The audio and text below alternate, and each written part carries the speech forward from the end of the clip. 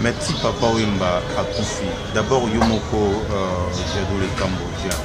Papa Wemba a représenté la carrière musicale na yo sali parce que le politique est monument na mosa monument bosali. Papa Wemba a représenté d'abord Papa Wemba a représenté d'abord idole. Quand je dis idole, ça veut dire que nous pouvons pas Papa Wemba évolue pour la série na bango na bajina wa jina. Ba bato toujours bon na bango là la uniforme aux autres puisque mingi ba édition au tia baba fait bibanda. Donc au téléma on a comme étant dans ndako retard dès on a pas discipline za like ba otala pena erozonga au JP film pour la nini parce que tout le monde a pour y voir bato donc on va représenter presque tout ma manière belé peut bien sûr tous les musiciens mais pour travailler dans moto pour travailler dans champion ils ont chance mini pour la mission c'est de travailler dans moto dans la botami d'abord musicien donc à star 100% donc à titre la mission on a des délais 2020 et Yemabe 2020 Olingi Obanosala Batax formation à Ophélie avec Protax. Protax Bazana Dallas Benga Bana numéro Oyo. Aux appels à État Moussou partout aux États-Unis au groupe de formation. Protax Bazana expérience il y a 14 ans na masolo ya tax. Ba lobby aux leaders d'opinion, aux hommes d'affaires, aux na boutique, aux na store, aux pasteur, au Kambaga Lingomba, Protax ego formé yo, au sala ba tax, na ndenge elongombani, na ndenge ba norme, au sala pe certifié. Protax, balobi bana mboka, chintunga, balobi bana mboka, turo yo, gagna. Protax, yaboui salamana noté. Vous êtes un pasteur, un leader, un business owner ou un entrepreneur, voici une opportunité pour vous de vous faire de l'argent en 2020. Protax Refund organise une formation pour des tax preparers partout où vous êtes aux États-Unis. Contactez-nous au 888 451 68 89. Merci, Rudy Mouton.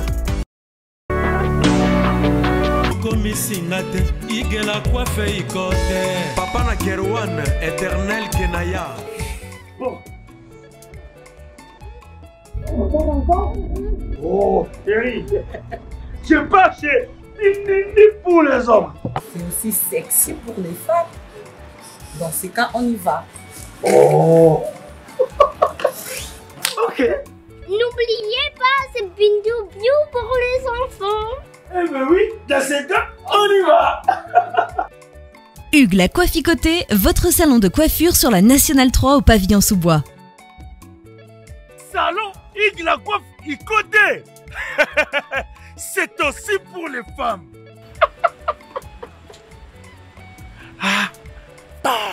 Hugues la Coifficoté, votre salon de coiffure sur la Nationale 3 au pavillon sous-bois. Ouvert tous les jours de 9h à 20h, même les jours fériés. Plus d'informations au 01 41 55 00 00 ou sur le www.huguelacoifficoté.com. Hugues la Coifficoté, l'homme qui coiffe la ville. Salon Hugues la Coifficoté, c'est vraiment sexy pour les femmes. Nous les hommes, on manque les mots. Pour les enfants, pitou-piou, il dort. Trop de nick-nick. Chikicha, chikicha, cha cha.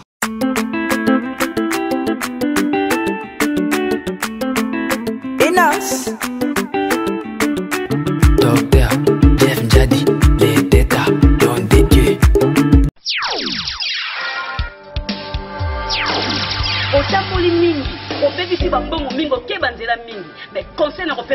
En tout cas, na centre ya papa Afonso landa traitement na yo tina suka ba mama kokata yaka na centre traditionnel et pas il y a papa Alfonso okomona tina ekopesa na bomoto na yo yango na lubini yo yuka maladi ya zo solution yo idade, hemorroide, fraqueza sexual e prostática, dor de dente, dor de bexiga, reumatismo e outras doenças.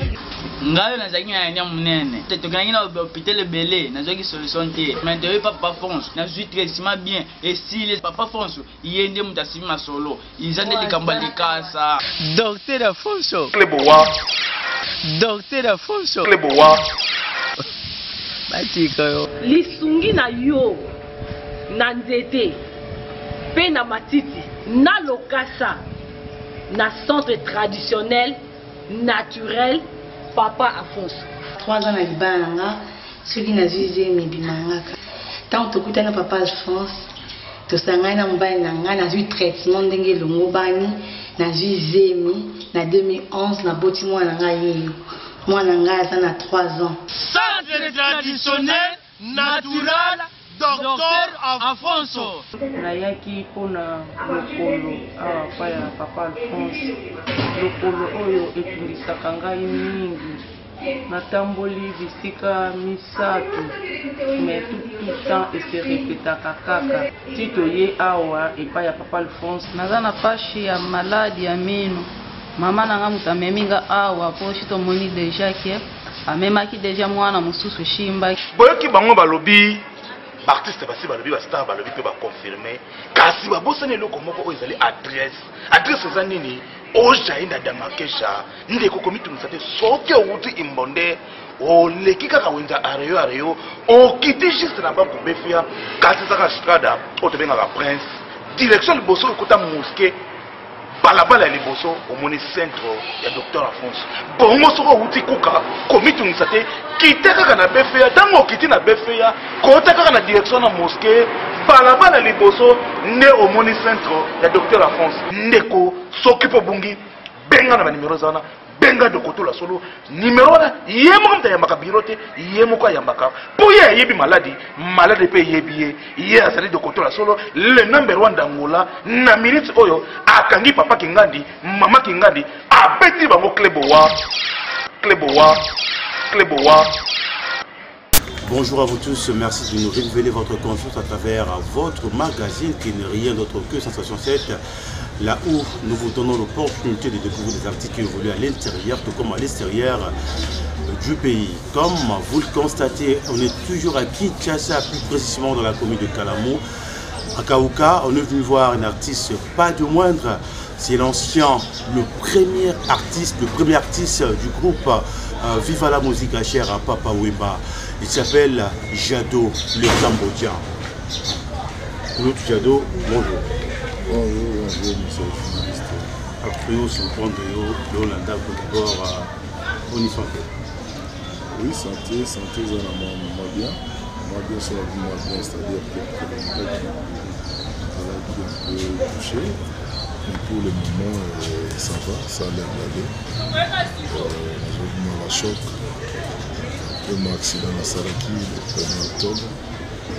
C'est l'accident, il y a 10 jours, il fallait te poser carte mal et à pratique à l'ambition. Les grands chanteurs du produit Crédit. On a eu un accident, et l'accident est dérangeant vraiment marqué. Et depuis le premier, nous avons une convalescence là.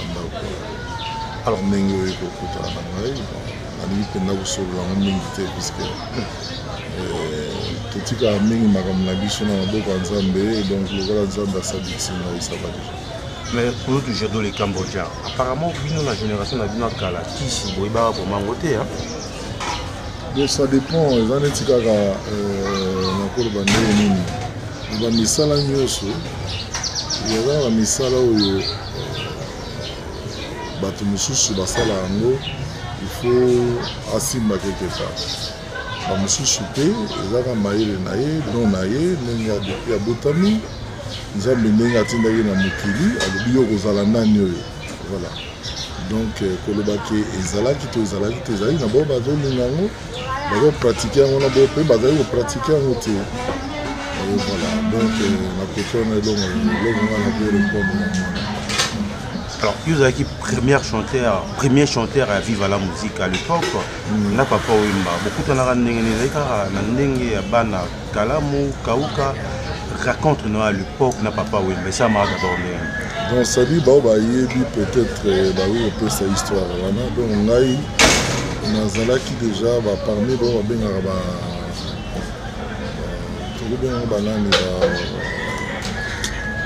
bon eza baterme moko bazopesa mingi na bajeune talent oyo bazali koémerger na lere wana nazalaki parmi bajeune talent wana c'est-à-dire que avait un passage moko na niveau ya télévision na Renapec à l'époque parce que télévision zaïga à moko na Renapec alors tant on a les gars qui émission on a la télé et en tout cas na Epata qui vraiment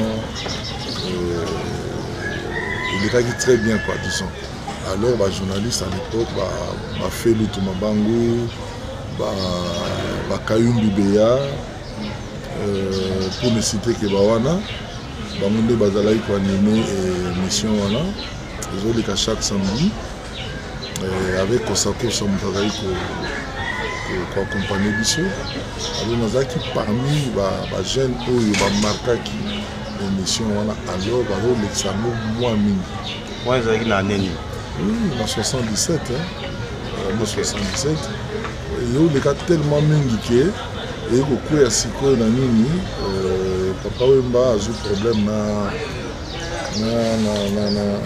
baninga na ye na niveau yoka lokolo alors ba jeune baninga na ye ya matongo en tout cas ba obligé qui na ko ba te nini puisque il a eu souhait na été ba obligé que ba dit faut ça la groupe comme il savait pas comment commencer on est toujours entouré parmi Batouana il y a eu un journaliste à la presse écrite puisqu'à cette époque la presse écrite il a eu vraiment un succès Aïbaki moi jeune talent moi mingi et Aïbaki là comme il est juste à côté derrière nous ici dans l'île tropique donc il passait souvent ici s'il passe il faisait parfois des émissions et tout alors ici la télévision petit moko boye aza chaque fois la télévision voilà il est Batingaki journaliste pour mon ami Lambungu de Lausanne à Poto ayaki ya Botswana et après on a commis nakutanaka na Pesho wangu parce que Pesho on a vu koloba yi azali parmi ba moteur ya création à la musique. À cette époque-là, vivre, on a comment vivre. Azara Massa, Papa Wemba. Donc, pire Massa, Papa Wemba, pire bras droit, Papa Wemba. Donc, il était un peu presque tout. Il faisait un peu de tout. Quoi, parce que moi, je me rappelle que tant que Tobani pour répéter, tant qu'on a bandi pour répéter, je répétais avec Péchouang.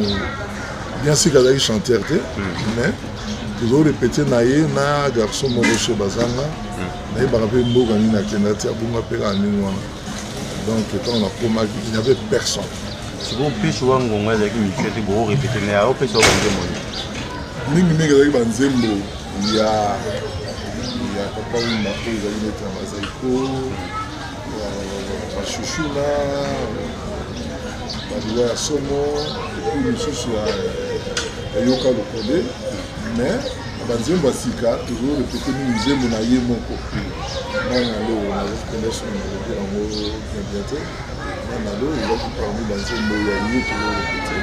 et après, mais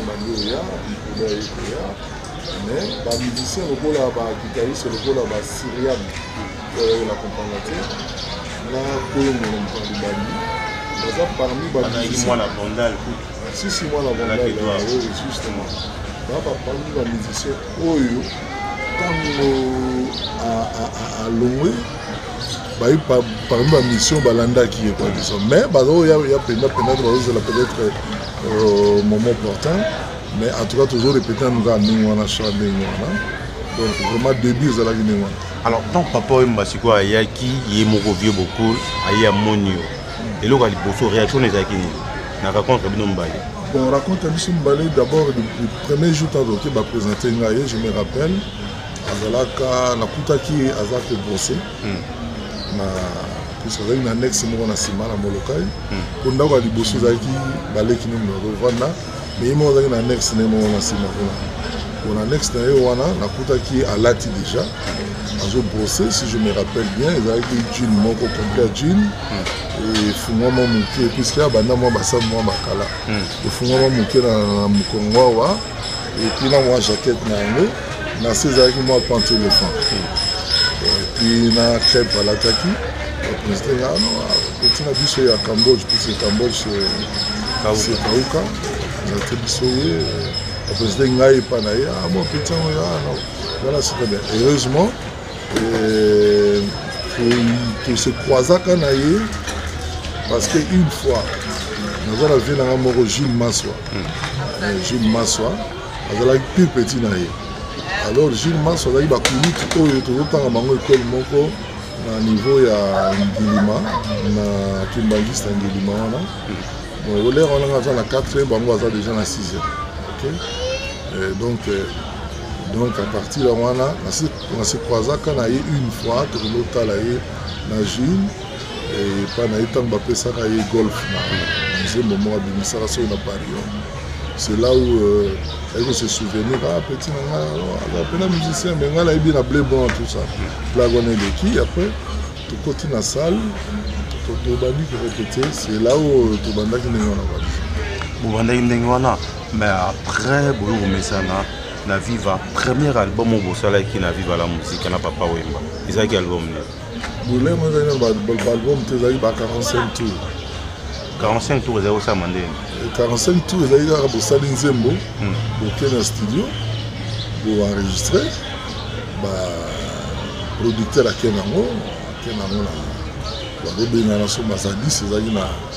je crois que c'est le 8e russe, si je ne me trompe pas.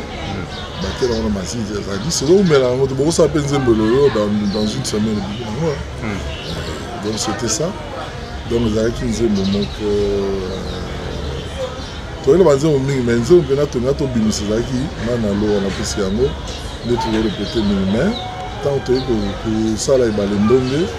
donc, le gars qui un peu la signification mon robot il y a départ il y a oui manengo longola qui na baninga na ba sabota qui disons na niveau ya yoka lokole baninga na yoka lokole bazali na banana banana ezala qui les rwanda mavo la somo evoloko non evoloko atikala qui déjà na ici OK puisque bango to ba na ici tango bayokani na evoloko te batiki evoloko bakosala yoka lokolo Wemba Bozi Buta Machakado Wemba remplace evoloko Mavoué la Somo bon pour ne citer que Bawana donc bayokana quitté cette fois on allait wana sikoyo et Wemba nda komaki mabe ya mwana va préférer que ba écarter en tout cas bayokana qui entre bango ba écarter Wemba en plein concert en plein concert, mais Kolo Tujado, nous avons dit que nous avons dit que nous avons dit que nous avons dit que nous avons dit que nous avons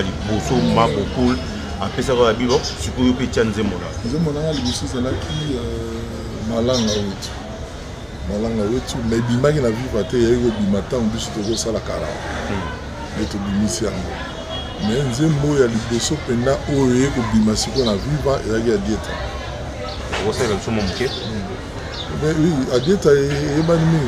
Massimo ce soir qu'on sala lo fundo. Mambongo moneli pasita o. Yakano kula tango kimumbi.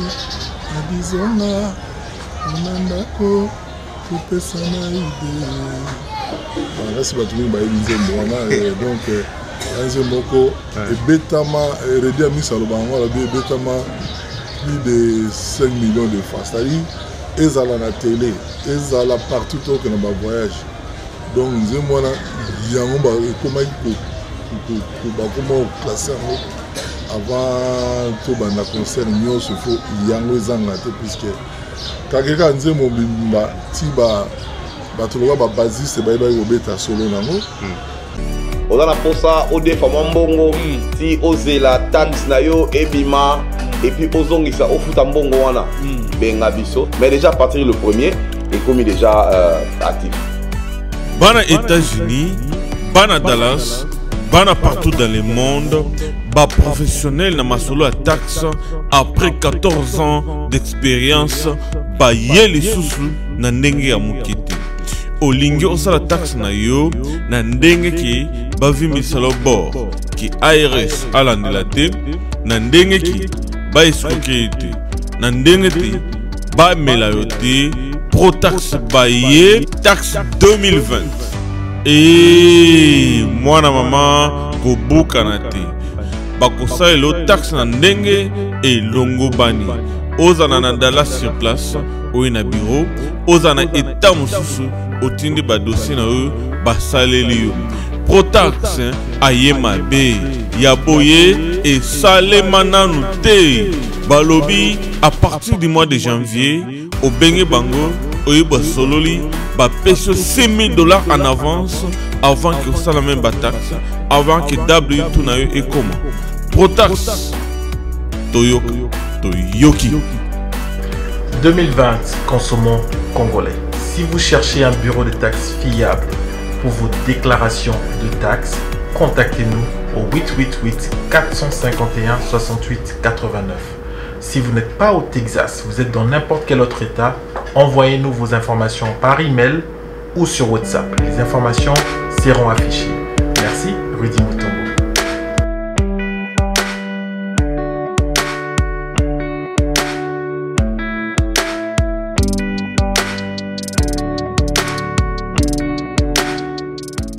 L'agence d'export et d'import Michelo Atlantic Shipping et bana ya Canada, bana ya USA, bomitungisa lisusu te.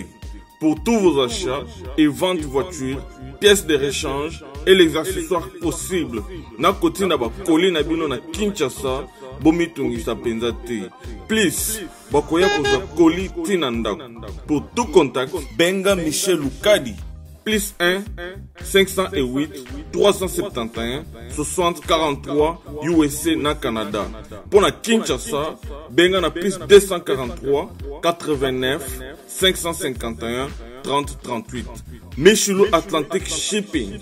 Yaboye, bazi wapi.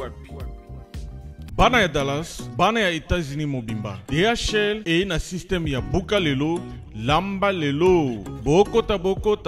L'air est grave. DHL, garantie assurée. Naba primoko, nanu ezalate. Tinda kolina yo na Kinshasa, tona Afrique mobimba. Livraison à domicile dans 3 jours. Samba Senga, bongo ya livraison. Bapos kutu ekosa, ekoma kimpiato. DHL, omeki, okangami. DHL, salamu mbongo na yo à 200%. DHL, otindi mardi, otindi mercredi, otindi jeudi, otindi lisusu mokolo ekoya. DHL turoyo enyati bango nyonso tu. Pour tout contact, benga mwana mboka Yale Financial Service, situé sur l'adresse 2821 Brown Trail, Bedford, Texas. Pour tout contact, appelez au numéro 972 890 87 81. Service d'accueil assuré. Solution et mon ami, toujours travaille sur la DHL. Donc, les alliés garantis, tous à lundi jusqu'à vendredi. Vous avez votre colis, vous passez ici. Tous en a carton. Juste l'idée sur les cartons que nous avons. 3 jours, 4 jours, et comme à Kinshasa. Et qu'on compte jusqu'à 10 pounds. Autant d'ici en haut, prix assez garanti 3 à 5 jours, et comme en haut sans problème. We're super excited to bring it to the Congolese community. We have 4 different sizes of boxes. It's reliable, fast service there within 3 days, and we have a really good competitive price. Chez Yale Financial Services, solution et mon année.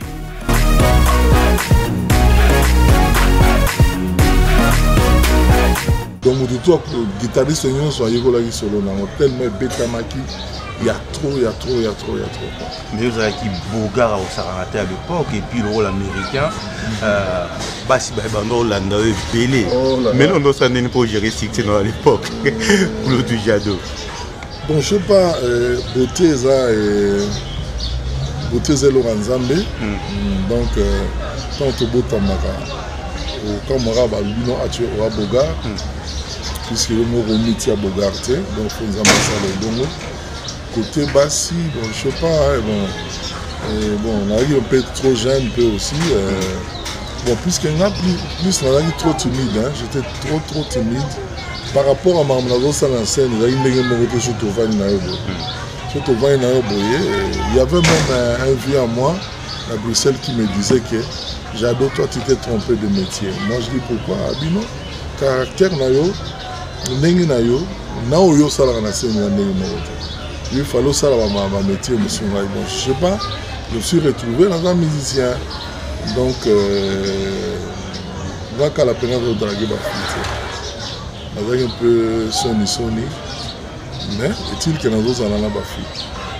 Alors, Koulou du Jado, d'abord, aux Arabes, nous colonel, la province Nini, parce que par rapport à l'attitude, et puis façon d'être, à un moment, la monde a dit, aux Arabes, oui, on m'appelle parfois Libinza, tout ça. Bon.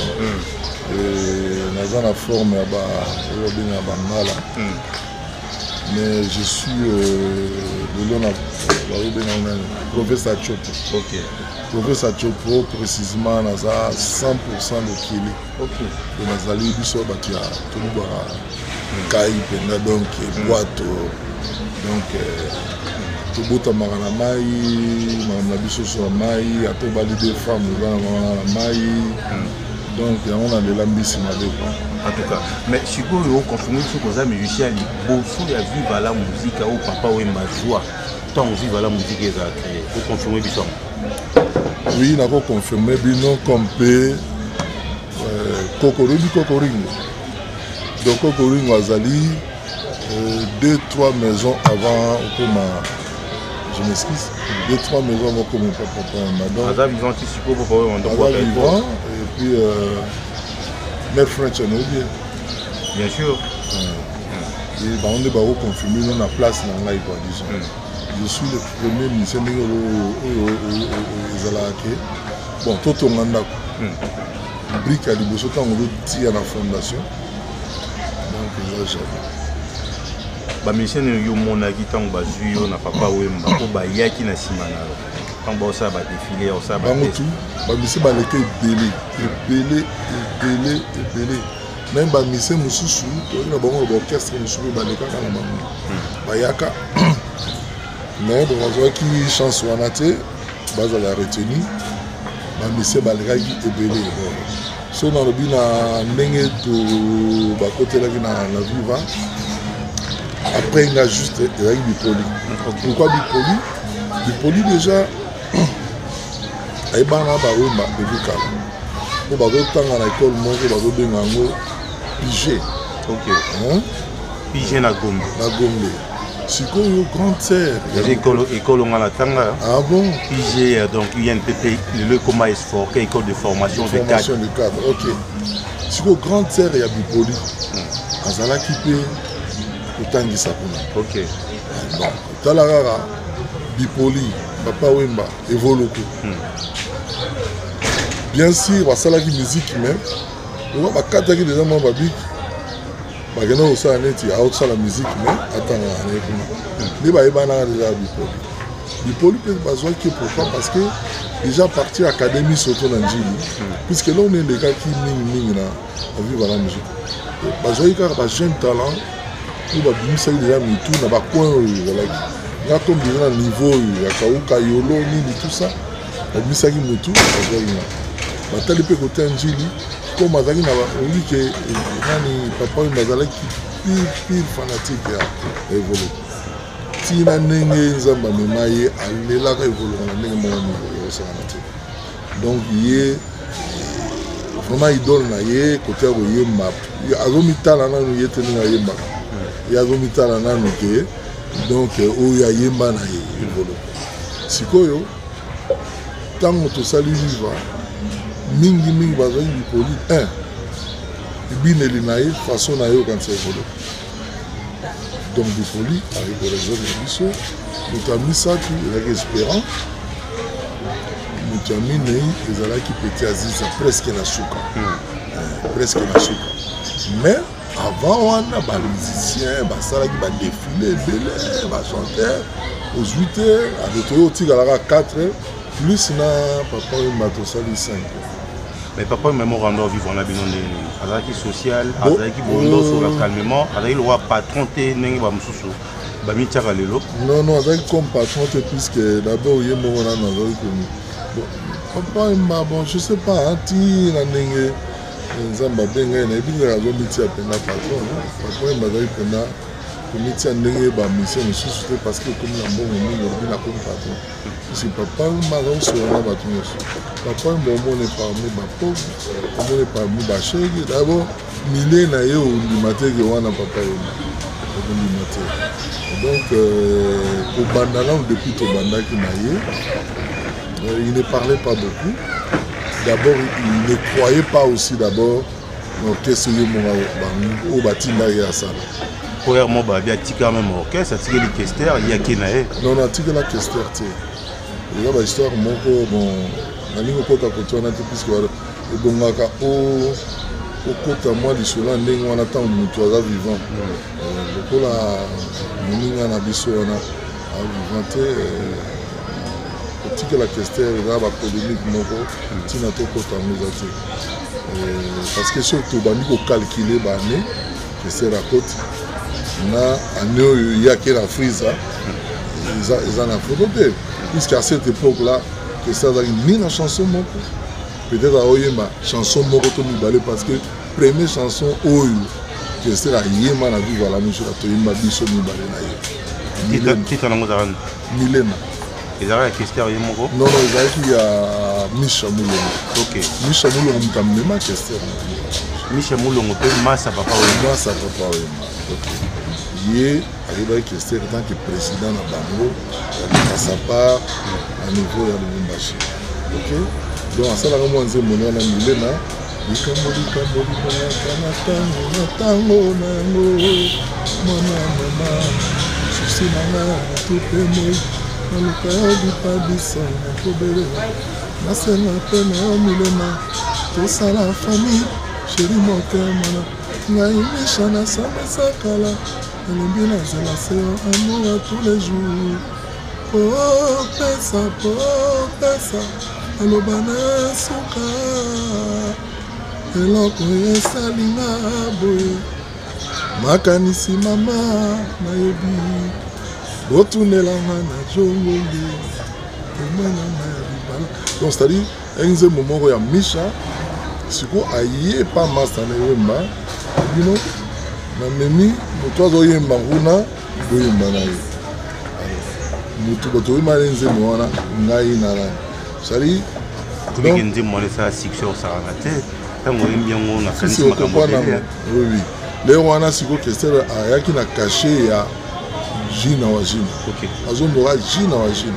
OK nze mwana toyemba yango correctement très bien et je ne pense pas que aux admis chef d'orchestre aux ali ni na nzembo mbala moyo tika na orchestre na succès ni mongo zali puisque bon bazali na ba succès bazalaki le ba bipoli l'espérant on comprend donc polémique on est dans nango na tina mongo te est-il que Wemba apelaki na Friza atiki orchestre mobimba loba déjà succès ezalaki on jouait ça tosala bapiaka mais jinga ka camarade na bino asara nzembo etikala vie na bino mais bozalaki na génération moko na mouvement asala nzembo etikala chef d'œuvre constatation à l'époque kokende na ye à l'époque ye kosala banini. Je me rappelle plus, je sais que années 80 je crois, années 80 quelques. Enfin, trop jeune, il y a un succès, mais tu maquillé la maladie, tout comment? Au maladie, hein, maladie, tu me maquillé, maladie, tu me maillé. Tu perdais vraiment parmi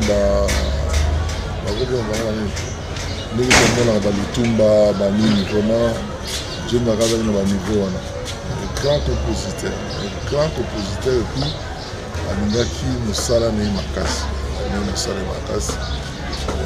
qui son âme repose en paix manzambe yakufaka na Kinshasa to na libanda moko bakufaki awa abelaki mingi na poto ntango bamoni ke ezala mwa difficile ya récupérer yango batindaki apreferaka ya kokufa batisasa biso.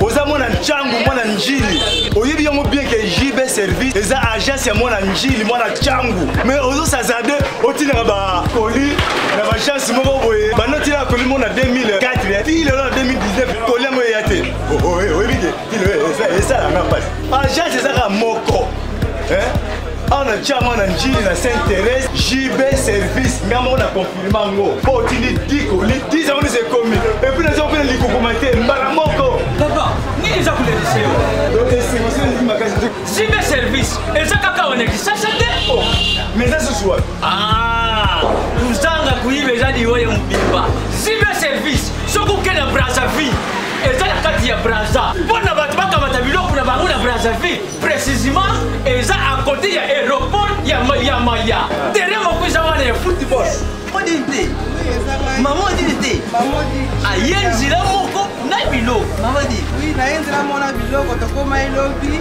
toza awa mpona bino tosa mosala mpona bino anja mundeli te mutu mwindo azali congolais lokula yo na ngai azali mutu mwindu me makila mundele José Bayila yango moni JB service mikolo ibato bazolubaka leyeka papa foiseleo mumila igela coiffe ikote papa na Kerouan éternel Kenaya kanda taba ikote Nganda Taba. Nganda Taba. Chez Hugues la coiffe Icotey. Papa na Kerouan, éternel Kenaya. Au 174, avenue Aristide Briand, 93 320, les pavillons sous bois. À la petite porte à gauche, association Hugues Icotey.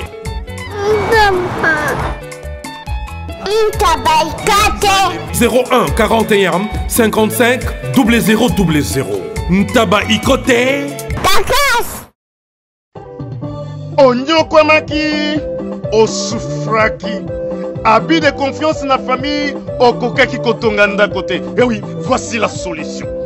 Fini les tracasseries. Parce qu'avec des caisses construction, rêve na yo Kotonganda ke Kokisami. Yoka bien. Des caisses construction, entreprise moko spécialisée, expérimentée dans la construction de immeubles, bâtiments, maisons, bandako ya ndenge nyonso, okoki kotonga ngona des quatre construction. Ata ozangi terrain, ata ozana projet, ya kosomba ya kobongisa po ya koluka ndako, des quatre construction, ezali spécialisée na matière wana. Olingi kobongisa immeuble na yo, olingi kobongisa ndako na yo. Olingi pe kotonga ba immeuble quartier Mobimba. Et sa spécialité ya D4 construction, contactez biso. Sans serveur, na D4 construction, toujours na ba architecte, na ba ingénieur, on va aller très qualifié. Qualifié koleka pour na kotongela yo ndako o ezali et kotikala immortel, inoubliable. Oh yes, yes, yes. D4 construction vous propose aussi ba service local. Luminosité à ba bâtiment et éclairage public. Installation de vidéos de surveillance. Installation de systèmes d'alarme anti-intrusion pour véhicules et maisons. Adamu tukanayo, bakoki kotiela yo alarme moko ya suka.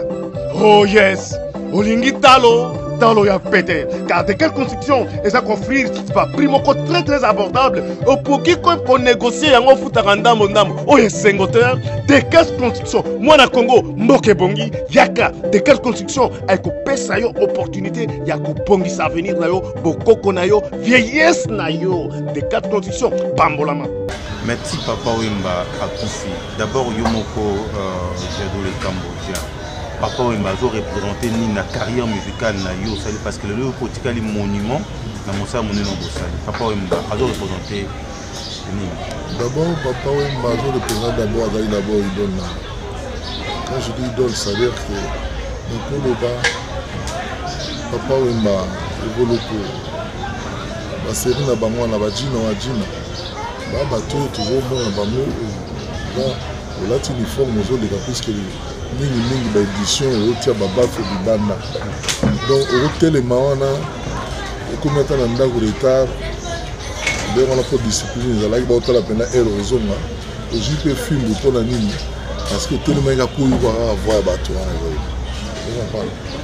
donc azoreprésente presque tout bamanière ebele makambo ebele mpe bien si tozalaki bamusicien mais kotravaille na moto kotravaille na champion eza chance mingi mpona biso cest de travailler na moto aza na abotami d'abord musicien donc à star 100%. Donc atikela biso mo makambo ebele atikela biso mo makambo ebele même façon kotelema na micro même façon koyembela parce que ya kozala ndenge biso bosala nzembo ye peut-être osala neti semblant azoyoka te ntango oyoka ondire bozorepete ndenge sur place ayotia voix sikoyo donc azalaki na mayele moko ya oyemba otina pas d'idée epuis mpona oyemba na ye en tout cas il faut zalazala parce qu'il faut landa banuance na ye très bien puisque chorale bien eza bobalana na banuance eloko moko nasi na remarke nasi na travaille na bajeune talent mingi sikoyo eloko tosimbanaka mpenza te ezali so bozosala chorale bajeune sikoyo bameseni mpenza na chorale te bameseni na baindividualité yango omonaka banzembo na bango mwa kere moke oyo abimi ayembi oyo abimi biso tobandani chorale yo oyembi nalandi nuance na yo songa na osala deuxième fois na sélection na osala première fois na sélection so na osala deuxième lour deuxième lour sikoyo tobalani mpenza bie ntango moto azoyoka mpe na mosika abi yoka bato wana bazoyemba c'est-à-dire ndenge omonaki bapepekade bayemba barochero bayemba barochero kutu bango bazali le mosusu bazoyembanga na ndombo mpe tu mokasa baoyemba 4 personnes donc chorale ezalaki eloko mosusu donc aza papa moko parmi bato oyo bakotisi na mpenza na kati ya musique mpenza comme tel donc mpo na ye azali vraiment atikali grand formateur po parce que musique efuti yo na batemps tosalaki na vivre la musique ati ndenge oza lelo kombo wana jado le cambodgien bato tu bayebi yango à travers le monde musique efuti yo nayebi te kofuta ndenge nini matériellement oui matériellement parce que atala kaka yango atiki nini aza na mapango kombi aza na nini po kombo toyebi koyebani partout bon omoni ezoli ya bato eza ndenge moko te mais nao naza nango osi naza nanga bien eza keke tous les jours ozalaka bonheur mais ce que moi je fais dans ma vie namonaka te ke eloko nini lisusu motu mosusu akosala yango elekonga na sala parce que aza parmi bajeune musicien oyo bavie moko aisée avant même ebele oyo ozoyoka lelo so babi ebele ngi olobaka baniveau oyo ya biso wana te bajeune talent lelo me na ntango wana je suis parmi namoni mokili ya poto trop jeune à l'âge de 19 ans na bafrère yanga moko na mati pakebo oyo babengi pakebo na baage ya ba 24 ans je suis parmi bajeune musicien oyo baroule carrosse oyo babi carrosse c'est-à-dire que j'avais une voiture oyo il y avait que 3 na mboka oyo parce que histoire bachange yango te vous comprenez c'est-à-dire ezalaki ka 3 mondele moko ngai na un certain sénégalais sur ce malien je sais pas donc eza bahistoire oyo etikama et voilà pour le moment nazovivre nanga vie nanga naza pauvreté naza touriste mais bon nazonanga bien bacamarade na yo ojuna diana na otobalaka mingi te lisusu okutanaka mpe na génération na bino ndenge bozalaki si tokutanaka d'ailleurs soko mingi ntango tozalaki ntango anniversaire ya papa esalamaka awa baninga mingi oyo bayaka baza accompagné toujours na les ancêtres de monokai dernièrement na madiakoto tosalaki baconcert na Djangana toza même na baconcert mosusu tosala yango na barestaurant inja en tout cas tokutanaka mais eloko na regrete la puisque mariage ene esalami nakoki kokenda te parce que je suis convalescent mais nakende eza te et puis nazo déplore susu naza mpasi na motema mpona moninga na biso Ben Yamango. Vraiment, nous avons des souvenirs rebellés na biso wana parce que tout beta na musique ici comme Roteme azalaki parmi bato oyo bazali pe ba fanatique po balingaki vivre la musique avant même basala ba orchestre na bango batia pe ba moyen belé na makamba musique oui atia ba moyen belé na musique azali parmi ba mécènes la musique na biso ndenge tomonaka papa vertis ndenge basala ben fotala cadre banani ben encadra babuzi ben encadra badefao lelo bajuna bacarlito bazebele ben encadra bamusicien de bons musiciens bacarlito bien sûr azalaki na okeza carlito ayi komona na pourtant azalaki trop jeune mais ayi komona sous jeune mingi na partie ya suelema sue on comprend baroxy timbar ezalaki facile voilà baroxy basala succès lere wana ya batuzaina babungaki mpena na scène bien sûr nazali po azongaki mais ayi koreprendre très bien c'est na Choc Star à partir ya ben atiaki bamoyen donc parmi bateaux ils ont fait quelque chose à part cette musique na biso alors vraiment to perdre batala ebele to perdre eza mama nzambe tokolela mais ezali c'est la nature c'est la nature parce que pour le vous aurez temps à voir ça va jeune parce que les autres on a regardé musique et bandé na temps ya Cisco ya Fali ba faire et pourtant bino vous avez un monument vivant est-ce que vous aurez temps à voir ça va les na bino là ba réalité que conseiller bango la carrière musicale mais je pense que conseil est-ce que réalité est-ce que mon collègue que nous allons qui peut se conseiller de les qui ne sont dans la besoin et balikambi est-ce que va reconnaître un peu bien c'est ça le problème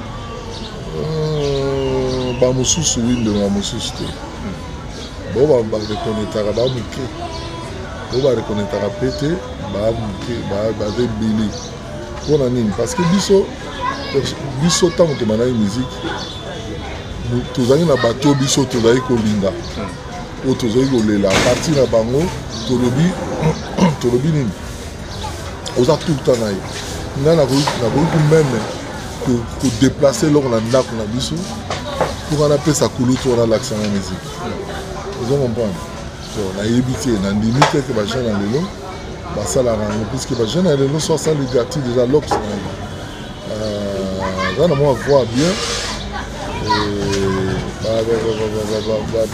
bazwi na mouvement moko boye esili akomi déjà musicien biso tozosala musique kala tozokipe na mpe mbongo te mais lelo oyo ndenge oza boye so ozwi kaka neti orchestre monene ezwi jeune tala moko bakoti susi na eboso mbongo na poto pa ndenge otoloba na poto mais biso ozaki d'abord oyeba musique oyeba d'abord musique so aye lelo azwi mbongo te lobi ayezwi mbongo te mokwana ayezwi mbongo te akimi na ye akoluka epa mosusu mais siko oyeba mosala yango malamu ndenge ozo comprendre misusu mpe bon peut-être aza na talent na ye abimi misusu mpe bon en privé toyebi te elongo basalaka mais omonaka ke succès na ye eza mokuse epuis bobosani ye mpe okomprendre succès ya mokuse neti nga omoni nga combien de fois na scène c'est mingi soutien comme avant mais quand même il dit que quelque part on a yéli tout le monde c'est-à-dire pour un nzambe eumelaka ata ezali susu kopriye lisusu lokola moi te mais tikala ata lokola sanza po sanza esoka na nzoto te epesaka lumière moko blues tout ça donc ça dit à chaque fois soki omoninga sur scène ozalaka na esengo mais ça bino ndenge ntango omona bana na bino boboti lelo maître Gims mwana ya camarade na yo Juna Janana aosala mpe fierté ya musique na biso à travers le monde na bandeko mosusu ovandaka mpe bolobeli obi ya ça va quand même bajeune mosusu baoya bajeune mosusu baoya te mais bana na biso fo baremplace biso na misala toosala ezo comprendre bana na biso fo baera c'est-à-dire kokobota bana 5 6 mais ata moko atikala na métier na neti nga na famille na nga papa na nga azali monganga bien sûr nga aza monganga te mais na famille na ngai naza na nièce aza monganga naza na grande sœur aza monganga donc ça dit moi eloko moko ekoti il faut ezalaka toujours eza esengo mingi et surtout ntango otangeli nga maître Gims eza te musicien kaka boya azobimbola parmi bafrançais na France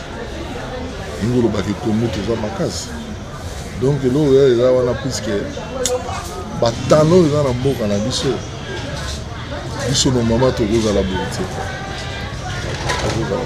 mais est-ce que moko ekomaka mpo vandi borecrute obi artiste tel akufa mais akufa avant il a fallu azala nano epesaka o mpe ya moko boye makanisi yaka na baninga na oyo ebele batiki biso wana kutu eza ebele eske normalement papa bakokotika biso na ntango normalement pas normalement eske vie tabuleya bakokotika biso na ntango wana eske normalement Franco de mi à mort bakokotika biso na baage wana non puisque bazalaki nano ebele ya kosala moi je me rappelle tellement olinga koyembela politique mingi depuis kaka baningonunga bapolitike ya mboka na biso lere moko bato mosusu balobaka so lwambo azalaki enge olobake asilisaki mission na ye te donc ezaka toujours na susi na motema kokata na liboso bongo eke mosala eki ebele na moko kosala puisque musike eza eloko moko eza na baso ebele ezoedike mase ezopesa mpe idée donc eza na mwa message wana eza très très nécessaire alors kuloto lelo tosukisi awa tosukisi première partie po tozongela yo namoni tosukisa puisque eza molai makasi tosata sime ekozala kitoko tozongela yo na deuxième partie alors dernière mot na yo tant que doyen tant que monument ya musique na biso nini okoyebisa bandeko tobalonga biso na 4 coins ya monde na mokolo lelo bon na 4 coins ya monde lelo kaka na koyebisa ke biso tosalaki mosala biso bao tosalaki mosala mingimingi po tokoma bariche te mais le premier ke bamoyen eza parmi babiloko ifo moto azala na oza comprendre alors biso na mosala tosali tosepelisi mpe bato mingi mpe basepeli mingi batondisami na esengo na misala tosalaki na ntango tokomi na baage tokomi na molelo ezosenga mpe ke lere moko bato bakanisaka mpe biso ndenge lelo okanisi nde oyo kotala tosolola masolo eza important ya musike na biso congolaise c'est-à-dire fo bakanisaka biso kokanisa biso ndenge oloba nini toza nanu toza na baide toza na bamingongo tozali na baforce wana ya kobeta musike bamoyen moto ezozanga biso bamoyen ndenge oloba nini soldat akendaka toujours na bitumba ifo aza na minute tozala bainstrument tozala bamoyen ya kota bastudio puiske lelo oyo banzembo etondi so nayebisi yoko na agenda nango obima te ezobima te mpona nini manque de moyen ozo comprendre baproducteur bazala ressuscité sikoyo baevre wana ekopola nango kaka eza mpasi mingi alors oza to wana vivant tobeti mbela ke en tout cas meilleur secours mpona biso surtout mpoka na mosala na biso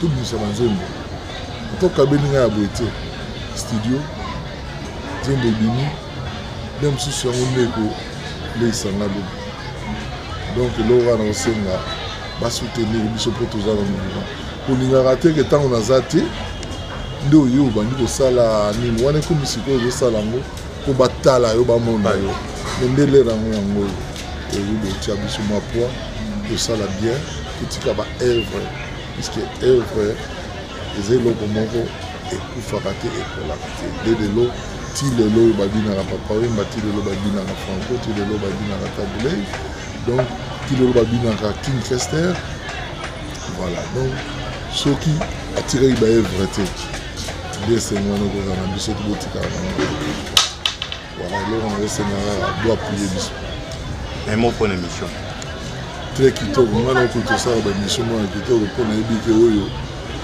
nayebi te soki mbala oyo okoma soki na ba 5 millions d'exemplaires dans une semaine. Nous avons une émission très bien. C'est pas une émission qui toque. D'abord, façon à poser la question. Les années qui bon, critiquer les journalistes c'était bien. Les gens les journalistes, ils ont bricolé pendant le message na bino. Bon mais on a trier ba. Merci beaucoup. Parce que ngai net ngai ya na salle du colonel on m'a présenté. Au quand vous ça tout le monde. Vous avez dit vous voilà. Donc le mot ndenge wana. Le point là parce que azako kokaku kuyeba kosala musala na été avant que le coup à la moto yeba nanu azanani et sala ba recherche na yo après au moins la moto wana. Voilà. Merci beaucoup. Merci en tout cas on remercie bien. Merci beaucoup. Moi je pense que Jado le Cambodgien, c'est un artiste oyo asali makambo belé na mboka na biso ba jeune génération baye ba tricher bango. Alors tous elaté lobby so gazate poto bageno té aza monument. C'est maintenant moi je pense que c'est très important bana poto ba congolais tout na 4 écoles à monde pour soutenir artiste oyo. Numéro est affiché sur bengi sur le numéro na sans problème parce que possibilité de repérer ça boy. Donc au bengi sur le numéro est affiché tu repères sur le numéro à Jado le Cambodgien ndenga lo banzembo ze belé bino bat boko marabanzembo makoli kolo mutuna se ko yebe ba kolo to sengi nzembo ba pesio. Moi je pense que tout ce qui est là to ko lukaye pour la deuxième partie émission oyo pour que ko tikala to zeli te gazala te poto lo ba kaza monument te aza monument ndenga za vivant. Moi je pense que sengeli l'état atala paix ça na bango ekozela au moko bien. Merci beaucoup à mon équipe André Njeka qui a la réalisation et puis merci beaucoup Nara Fungi de notre Congo promo Tokutani Mbalasi mana numéro mon sous la sensation 7. Bye bye.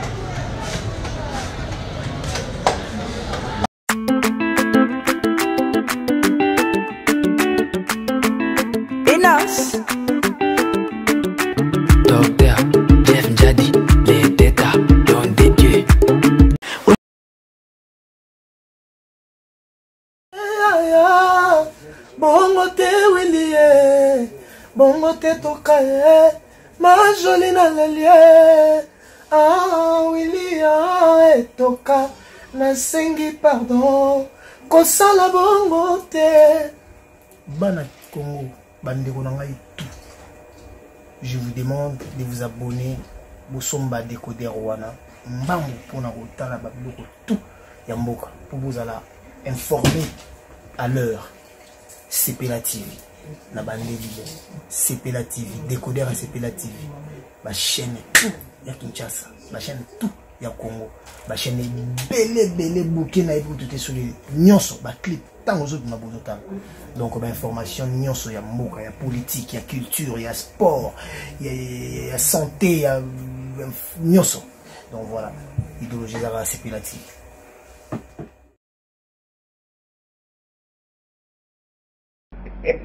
Awa suite fait ya maladi nyonso